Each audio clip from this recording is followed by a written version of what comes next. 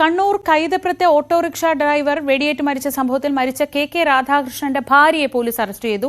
മാതമംഗലം സ്വദേശിയും മുൻ ബിജെപി ജില്ലാ കമ്മിറ്റി അംഗവുമായ മിനി നമ്പ്യാരാണ് അറസ്റ്റിലായത്. ഒന്നാം പ്രതി സന്തോഷുമായി ചേർന്ന് ഭർത്താവ് രാധാകൃഷ്ണനെ കൊല്ലാൻ മിനി ഗൂഢാലോചന നടത്തിയെന്നാണ് കേസ്. കഴിഞ്ഞ മാർച്ച് 20-നാണ് രാധാകൃഷ്ണൻ വെടിയേറ്റ് മരിച്ചത്. വിവരങ്ങളുമായി സുമേഷ് മൊറാഴ. സുമേഷ്, ഈ കേസിൽ ഇയാളുടെ ഫേസ്ബുക്ക് പോസ്റ്റും ഇയാളുടെ നടപടിയുമൊക്കെ ആദ്യമേ സംശയത്തിന്റെ നിഴലിലായിരുന്നു. പക്ഷേ ഈ മിനിക്ക് ഇതിൽ നേരിട്ട് പങ്കുണ്ട് എന്നൊരു നിഗമനത്തിൽ തന്നെയാണോ ഇപ്പോൾ പോലീസ് ഈ അറസ്റ്റിലേക്ക് നീങ്ങിയിരിക്കുന്നത്?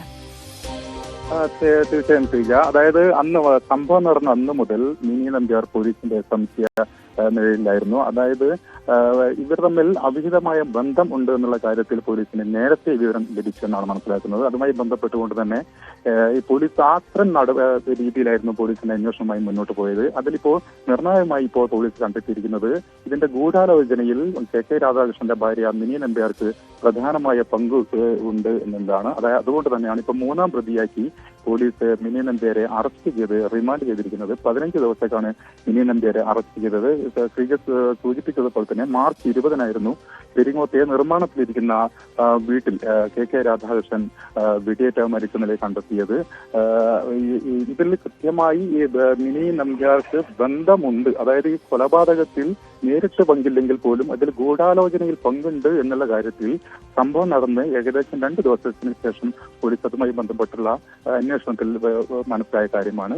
ഈ അന്വേഷണത്തിൽ തുടർന്നുള്ള അന്വേഷണത്തിലാണ് ഇപ്പോൾ മിനി നമ്പ്യാരെ അറസ്റ്റ് ചെയ്ത് ഇപ്പോൾ റിമാൻഡ് ചെയ്തിരിക്കുന്നത്. അതിൽ നിർണായകമായിരിക്കുന്നത് ഇതിന്റെ ചാറ്റ് ഹിസ്റ്ററി തന്നെയായിരുന്നു. അതായത് ഈ ഇവരുമായി സന്തോഷമായി ഒന്നാം പ്രതി സന്തോഷമായി മിനി നമ്പ്യാർ കൃത്യമായി ഫോണിൽ ഇതുമായി ബന്ധപ്പെട്ടുള്ള മെസ്സേജുകൾ പാസ് ചെയ്തിട്ടുണ്ടായിരുന്നു. എന്നാൽ മിനി നമ്പ്യാർ അത് വിദഗ്ധമായി ഡിലീറ്റ് ചെയ്യുകയും ചെയ്തു. എന്നാൽ പോലീസ് അത്തരം കാര്യങ്ങൾ റിക്കവർ ചെയ്തെടുക്കുകയും അതിന്റെ അടിസ്ഥാനത്തിൽ ഇപ്പോൾ മൂന്നാം പ്രതിയാക്കി ഇപ്പോൾ മിനി നമ്പ്യാരെ അറസ്റ്റ് ചെയ്ത് റിമാൻഡ് ചെയ്തിരിക്കുകയാണ്. ശരി, സുമേഷാണ് വിവരങ്ങൾ നൽകിയത് കണ്ണൂരിൽ നിന്ന്. കൊൽക്കത്തയിൽ വൻ തീപിടുത്തം, 14 പേർ വെന്തു മരിച്ചു. ഇന്നലെ രാത്രി സെൻട്രൽ കൊൽക്കത്തയിലെ ഫാൽപ്പട്ടി മച്ചുവയ്ക്ക് സമീപമുള്ള ഹോട്ടലിലായിരുന്നു തീപിടുത്തം. രക്ഷാപ്രവർത്തനം ഇപ്പോഴും പുരോഗമിക്കുകയാണ്. വിവരങ്ങളുമായി ഐഷത്തുൽ ഷംന, അതിദാരുണമായ ഒരു അപകടമാണ്. എന്തൊക്കെ വിവരങ്ങളാണ് ഇപ്പോൾ കിട്ടുന്നത്?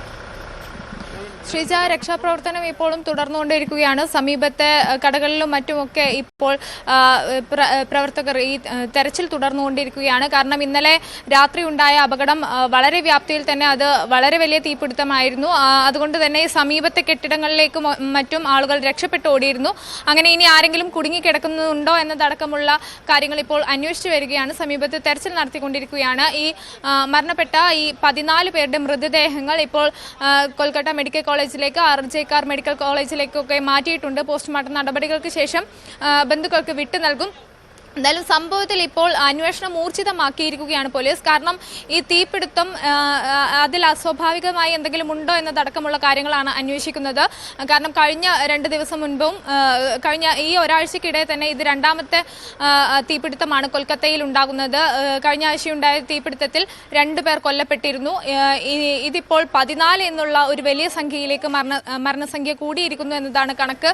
ഒപ്പം തന്നെ ഇനി ആരെങ്കിലും ഉണ്ടോ എന്നതടക്കമുള്ള കാര്യങ്ങളിൽ കൂടി വ്യക്തത ലഭിക്കേണ്ടതുണ്ട്. കാരണം വലിയ രീതിയിൽ ഈ തീപിടുത്തം സമീപത്തെ കെട്ടിടങ്ങളിലേക്ക് കൂടി പടരുന്ന ഒരു സാഹചര്യം ഉണ്ടായിരുന്നു. ഇന്നലെ രാത്രി 8:30യോടുകൂടി ഈ കൊൽക്കത്തയിലെ ഹോട്ടലിലാണ് തീപിടിച്ചത്, റെസ്റ്റോറൻറ്റിലാണ് തീപിടിച്ചത്.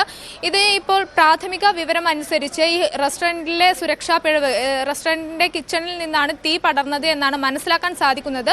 പക്ഷെ അതിൽ വ്യക്തത വരേണ്ടതുണ്ട്. അങ്ങനെയാണെങ്കിൽ ഈ റെസ്റ്റോറൻറ്റിൽ സുരക്ഷാ മുൻകരുതലുകൾ ഉണ്ടായിരുന്നില്ല എന്ന ഒരു വിവരം കൂടി വരുന്നുണ്ട്. ഇങ്ങനെയാണെങ്കിൽ ഇതിൽ കടുത്ത നടപടിയിലേക്ക് കടക്കുമെന്ന് ഇപ്പോൾ മുഖ്യമന്ത്രി മമതാ ബാനർജി അറിയിച്ചിട്ടുണ്ട്. കാരണം ഒരു സുരക്ഷാ വീഴ്ച കാരണമാണ് 14 പേരുടെ ജീവൻ നഷ്ടമായതെങ്കിൽ അതിന് കടുത്ത മറുപടി നൽകും, കടുത്ത ശിക്ഷ അനുഭവിക്കേണ്ടി വരുമെന്ന് മമതാ ബാനർജി വ്യക്തമാക്കിയിട്ടുണ്ട്. എന്തായാലും സമീപത്തിപ്പോൾ തിരച്ചിൽ നടക്കുന്നു, രക്ഷാപ്രവർത്തനങ്ങൾ നടക്കുന്നു. നിലവിൽ തീ പൂർണ്ണമായും നിയന്ത്രണ വിധേയമാക്കിയിട്ടുണ്ട്. പക്ഷേ നേരത്തെ സൂചിപ്പിച്ചതുപോലെ ഈ സമീപത്തുള്ള കെട്ടിടങ്ങളിലേക്കെല്ലാം തീ പടർന്നിരുന്നു.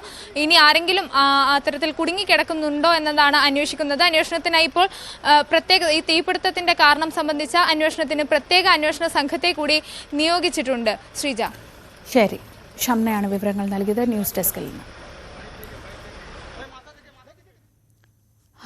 വാർത്തകളും വിശേഷങ്ങളും ഒക്കെയായി അങ്ങനെ രാവിലെയുടെ ഇന്നത്തെ സമയം ഇവിടെ പൂർണ്ണമാവുകയാണ്. ഇനി